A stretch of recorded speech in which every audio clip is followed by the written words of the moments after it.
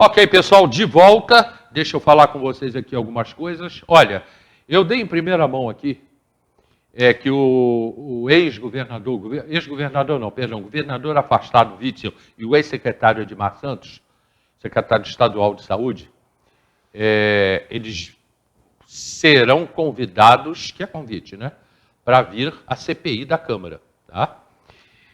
Eu já, 5 ou 6 dias antes eu sabia, me deram uma dica fortíssima. Eu fui num determinado lugar aqui em Teresópolis e eu não falei isso. Se eu tivesse falado, né? Aí, mas de qualquer maneira, a gente foi o primeiro a dar essa informação. E olha, parece que a coisa é quente mesmo, tá? Parece que a coisa é quente, eu estou buscando informações e o Witzel pode ser até ele fazer teleconferência, mas ele vai depor na CPI aqui da Câmara de Vereadores. E o ex-secretário também, o Edmar Santos.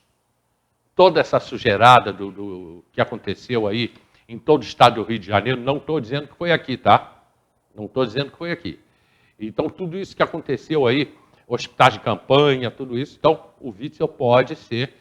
Tá, parece que vai vir mesmo para cá. Amanhã o secretário de Saúde vai estar aqui no programa confirmado. Consegui. Ele vai estar aqui no programa amanhã, o secretário de Saúde. A gente vai falar sobre a UPA. Vou conversar com ele sobre a experiência que eu tive lá de ter ido à UPA a semana retrasada, que eu fui 6 dias seguidos, né?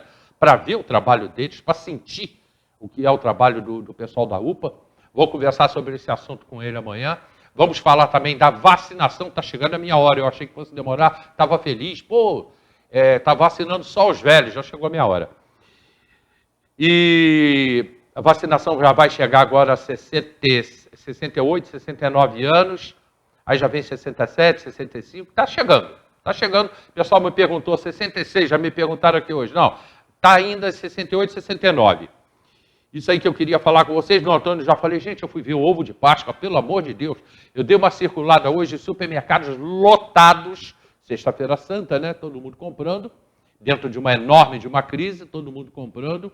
Eu falei aí, já falei com o vereador Leonardo, a campanha que vai ter, nós precisamos de 300 cestas básicas por mês, vamos conseguir, porque enquanto as pessoas dizem não pode comer peixe, tem que comer peixe, não pode comer carne, tem gente em Teresópolis, nem comida tem na mesa. Tá? Então a gente tem pessoas preocupadas e vamos trabalhar em cima disso. E hoje eu corri supermercados. Já tem o Pôr do Sol, já vai participar, o Gucci vai participar com a gente, o Supermercado Belém vai participar com a gente, com certeza, nessa campanha legal que todo mundo vai participar. A cidade inteira vai participar disso. Era isso. E o ovo de Páscoa, eu ia falar, gente, eu vi ovo de Páscoa mais caro que bujão de gás. Mais caro que bujão de gás. Eu vi isso hoje, eu não acreditei. Caramba, eu olhei e falei, não pode um ovo de Páscoa custar 100 conto. Tem ovo de Páscoa que passa de 100 reais. Ih, tem ovo de Páscoa vai 500 conto. Mas eu vi aqui em Teresópolis hoje, ovo de Páscoa mais de 100 reais. Algumas pessoas aqui pelo Facebook. A Silvana, boa tarde, Silvana, boa tarde. A minha irmã está aqui, dizendo que era tudo muito sagrado, com muito respeito. Eu também tinha medo. Sobre o que eu falei das igrejas quando eu era criança, que na Semana Santa a gente tinha medo de ir na igreja. Hoje, Sexta-feira Santa virou festa, virou chopp, virou cerveja. Menos esse ano, talvez menos, que as praias estão fechadas. Senão, a festa ia rolar solta como todos os anos, né? Então, aquilo que se tinha, aquele respeito à Sexta-feira Santa, aquela santidade que seria Sexta-feira Santa, isso tudo acabou com o passar dos tempos. A não ser as igrejas mantêm naturalmente, né? A Penha está aqui, boa tarde, Deus abençoe, amigo, os familiares, Hélio Carracena, e ela confirmando aqui comigo, verdade, o Jorge Fante, eu digo que foi golpe, o meu pai foi preso por ser trabalhador. Ô Jorge, é o seguinte, eu não vou entrar nessa discussão, porque eu não sou doido de entrar numa discussão dessa sozinho no Facebook, né? Se foi golpe ou se foi revolução. Mas está aí um tema bom para um próximo programa, a gente falar disso. Foi golpe ou revolução? Nem vou perguntar ao Rodrigo, que já está aqui com a gente. Ele vai responder, eu vou querer discutir isso com ele. Boa tarde, Rodrigo. À vontade, pode tirar a máscara por causa do distanciamento. É verdade. Boa tarde, Hélio. Mas eu posso responder. Não, que eu não vou te perguntar, senão eu não vou debater. Mas foi golpe. Foi golpe. Rapaz, é um tema tão... Mas é um tema bom para você. Sim, é um você negócio. Isso é sentar bom, e sabe? conversar. Isso é história. Isso é história. Se você sair na rua hoje e perguntar aí aos jovens sobre 64, jovens, a maioria não sabe. Porque essa história ela vem sendo contada por quem viveu. E quem está aí hoje não quer saber que aconteceu isso no Brasil. Espero que meus alunos saibam, meus ex-alunos saibam, porque eu passo a matéria com o rigor necessário. Mas você tem uma visão, e acho que eu não erro, você tem uma visão socialista. Sim, mas para além disso, porque aí a questão é a questão da postura do historiador. Sim. Todos os historiadores sérios, sejam eles vinculados às escolas da história, seja quais forem, entendem o que aconteceu em 64 como um golpe. Todos os historiadores sérios na academia, que fazem pesquisa com o que aconteceu em 64, entendem que foi um golpe militar dado em cima do João Goulart e, posteriormente, o processo dentro da ditadura, ou seja, foi um golpe, foi ditadura, e o processo que acontece dentro da ditadura é algo para não ser esquecido, para ser debatido cada vez mais e estudado cada vez mais, para que não se repita. Um dia. A gente marca.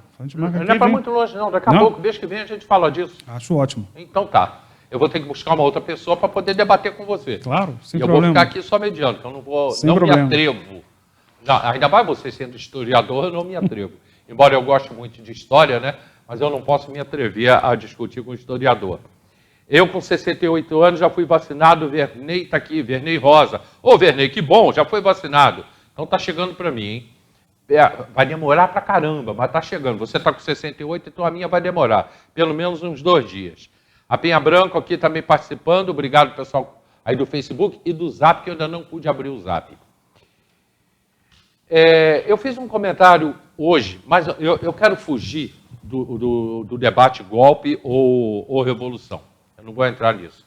Mas eu fiz um comentário hoje que as pessoas estão completamente despreocupadas, Rodrigo. Eu vou já entrar no tema do programa de hoje, mas as pessoas estão completamente despreocupadas com o Covid. Você é professor, você tem visto isso? Eu tenho ficado em casa.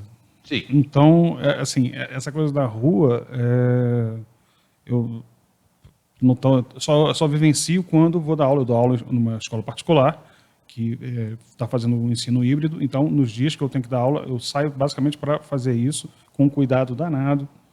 E eu tenho visto menos pessoas na rua, mas quando eu estou aqui no centro da cidade, que eu dou aula aqui no centro da cidade, eu vejo algumas pessoas muito despreocupadas. Mas não é tanto. É menos do que a gente imagina. Eu acho que tem uma questão do exemplo, o exemplo que vem do poder público, o exemplo não é só o pedido, mas dar o exemplo, que é bastante importante, e definir claramente quais são as regras a serem feitas, a serem cumpridas. Da outra vez que eu estive aqui, eu até conversei contigo, falei, quando o sujeito vê que numa determinada área mais rica as pessoas estão se encontrando, o cara olha assim, então vou sentar ali no boteco para tomar uma cerveja e conversar com meus amigos. Por quê? Porque o cara está vendo que num restaurante está acontecendo alguma coisa que em tese não deveria estar acontecendo. E aí você começa a criar espaços de liberdade aqui e ali. De liberdade é bom, mas espaços de despreocupação com a Covid. Isso, eu acho que isso tem uma relação direta com o exemplo. Mas a preocupação ela está aí. As pessoas estão preocupadas. Que elas estão preocupadas com muita coisa, né? Estão preocupadas em ficarem doentes, nos parentes ficarem doentes, em perder emprego, em conseguir colocar comida na mesa. Ou seja, a gente está num universo de preocupações muito grande para o conjunto da população, para a grande maioria da população, e a gente tem que tomar decisões, as nossas decisões, assim, em cima da hora, né? Assim, a cada dia é uma luta, verdade. Cada dia é uma decisão que você tem que tomar, muito séria e, em geral, muito, muito temeroso. Eu também tenho ficado em casa, Rodrigo, mas eu eu tenho que sair em determinadas horas, que eu tenho clientes para visitar, e eu estou visitando um cliente por dia. Então, eu posso ficar grande parte da manhã em casa, almoço, vou nesse cliente e depois venho embora para a televisão. Com muito cuidado, eu respeito muito, até porque já fui, não sou cardíaco, mas já operei o coração, tenho açúcar um pouco alto, enfim. Então, tem que ter idade também, né? Então, tem que ter muito cuidado. Mas eu vejo que parte da população, domingo, por exemplo, eu precisei ir à UPA para completar uma matéria que eu estou fazendo. Eu fui na UPA e passei pelo bairro de São Pedro, tiro de guerra, pessoal jogando bola, tinha umas 40 pessoas, na praça todo mundo ali, na praça do tiro de guerra passeando, umas 40 pessoas, e praticamente todo mundo sem máscara, e todo mundo batendo papo. Essa é a cabeça do brasileiro. Ponto. Deixa eu completar. Você viu o jornal hoje? Não. Agora, às 14 horas? Às 13 horas? Não. Na Globo? Não. O governo da Inglaterra flexibilizou um pouco. Eu ouvi você comentar. Flexibilizou, principalmente no horário escolar, né? Rapaz, virou uma festa. A garotada foi toda para a rua, largaram as praças todas sujas, latinha e garrafa de cerveja para tudo quanto é lado, e aquilo espalhado, muito lixo, ou seja, igual a gente aqui. Quer ir falar primeiro mundo, não tem isso não. A falta de educação é lá e aqui também. E o anseio também, e todo mundo sem máscara. E o anseio de sair, a parte do estar sem máscara é uma irresponsabilidade. Todos.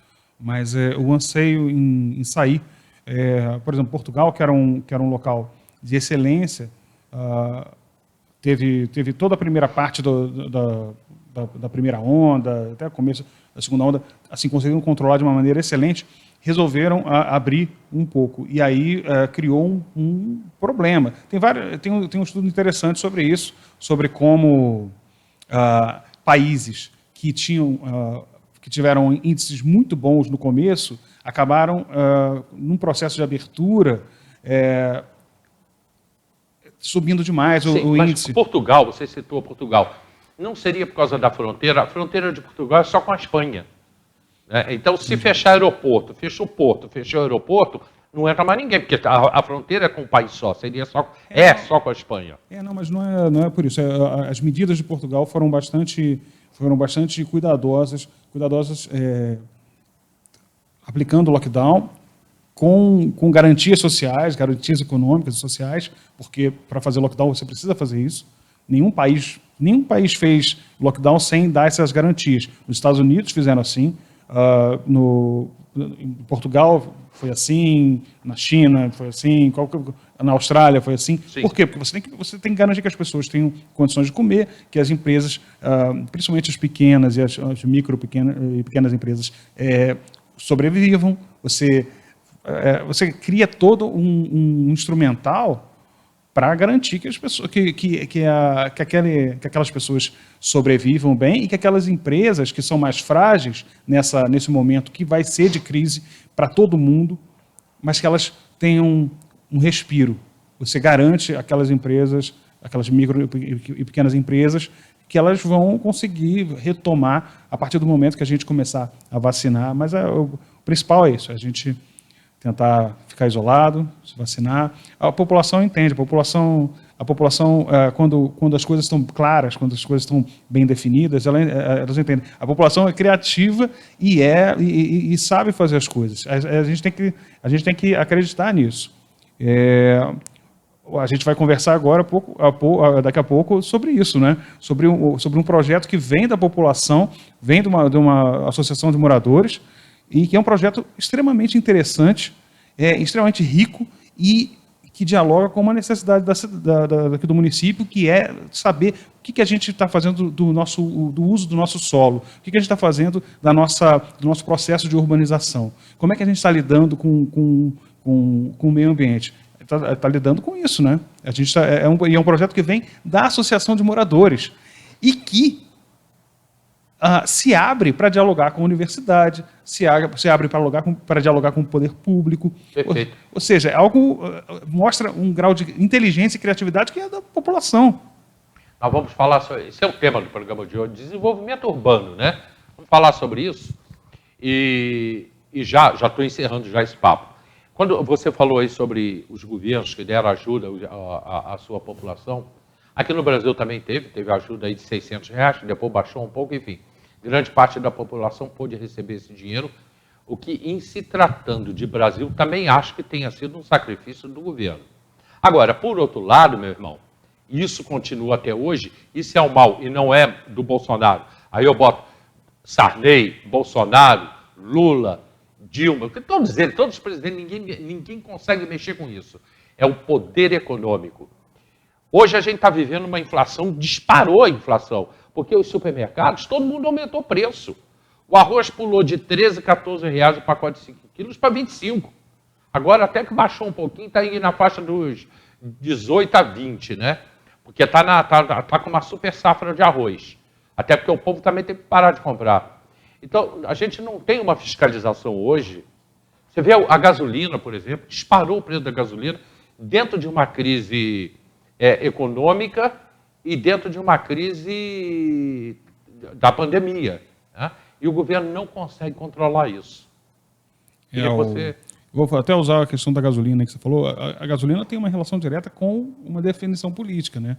A Petrobras, ela mudou a sua forma de balizar o preço. Antes ela balizava por uma lógica de interesse local. E ela passou a balizar a partir dos preços internacionais. Algo que muitos países não fazem. Países produtores de petróleo, né? Não fazem por quê? Porque você consegue garantir reservas internas.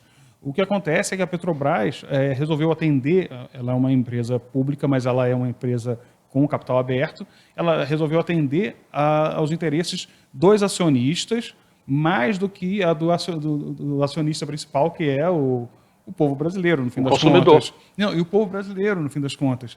E essa mudança da política de preços da Petrobras é que fez que implicou nesse aumento significativo que a gente está tendo, porque o aumento está acontecendo aí. Os preços, a partir do momento que balizou pelo mercado internacional, você não conseguiu garantir que internamente você suavizasse o preço do combustível para o conjunto da população. Só que o preço do combustível, ele impacta em toda a cadeia produtiva. Impacta e aí vai impactar no quê? No sujeito que vai entregar o arroz, no sujeito que vai entregar o feijão, ele vai impactar no equipamento que vai estar na plantação, no equipamento nas fábricas. E aí você começa a gerar um processo inflacionário por conta das dificuldades e do aumento de preços para você conseguir produzir.